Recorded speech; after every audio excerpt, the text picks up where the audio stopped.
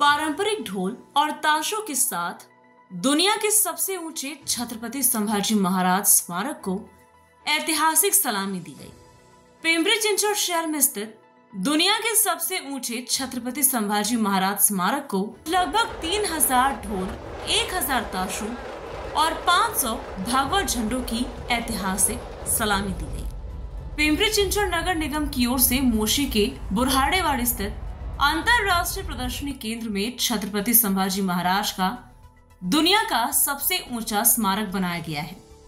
इस स्मारक में छत्रपति संभाजी महाराज की 100 फुट ऊंची प्रतिमा स्थापित की गई है। इसके लिए आवश्यक चौथरा 40 फुट ऊंचा बनाया गया है।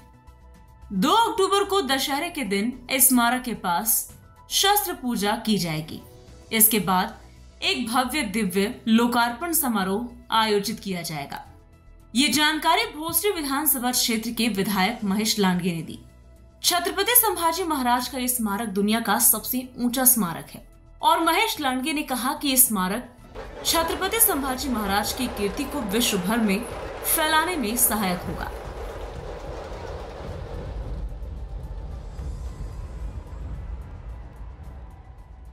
ज्या दिवसापासून भूमिपूजन केलं त्या दिवसापासून आजपर्यंत आम्ही वेगवेगळे उपक्रम इथं करतो। आज आपण पाहिलं असेल गणेश उत्सवाची आता सांगता झाली। गणेश उत्सवाच्या अगोदर ढोल ताशा पथक हे सराव करत असतं।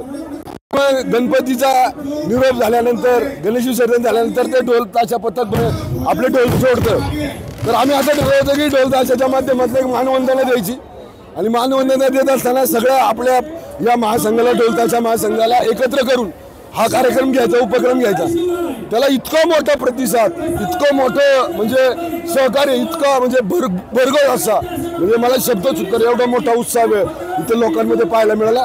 मला खरंच या कार्यक्रमाचा म्हणजे आणि जे आमचं 2 तारखेला विजयादशमीच्या दिवशी शस्त्रपूजन आहे, त्यानंतर आम्ही ज्यावेळेस हा जे स्मारक आहे, हे जे स्मारक आहे धर्मवीर छत्रपती संभाजी महाराजांचे, ज्यावेळेस आम्ही हे लोकार्पण करू त्यावेळेसचा उत्साह हा याच्यापेक्षाही द्विगुण असेल आणि संपूर्ण हिंदुस्थानमध्ये या ठिकाणी असंख्य हिंदू बांधव माझे या ठिकाणी येतील। पिंपरी चिंचवड महानगरपालिका, PMRD आणि विशेषतः राज्याचे मुख्यमंत्री देवेंद्रजी फडणवीस साहेब आणि उपमुख्यमंत्री एकनाथभाई शिंदे ज्यावेळेस त्यांच्याकडे नगरविकास खातं होतं, आम्ही ही जागा ज्यावेळेस मागितली त्यावेळेस त्या दोघांनी आम्हाला म्हणजे 2024च्या आधी ज्यावेळेस एकनाथभाई मुख्यमंत्री होते आणि देवेंद्रजी उपमुख्यमंत्री त्यावेळेस ही जागा आम्हाला या स्मारकासाठी त्यांनी दिली।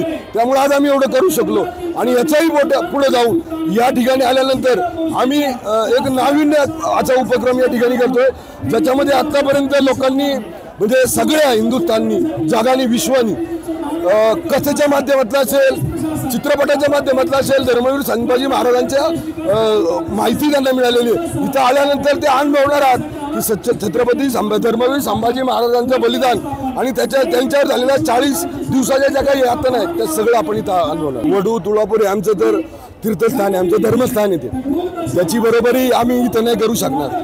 पण आपण या स्मारकाच्या माध्यमातून जगामध्ये स्टॅच्यू ऑफ हिंदू भूषण या नावानं आपण जगाच्या आता कानाकोपऱ्यात आपण जाऊ आणि एवढं मोठं शिल्प, एवढं मोठं स्मारक करताना प्रशासनानं, इथल्या सगळ्या लोकप्रतिनिधींनी, सगळ्या राजकीय पक्षांनी मला फार मोठी मदत केली।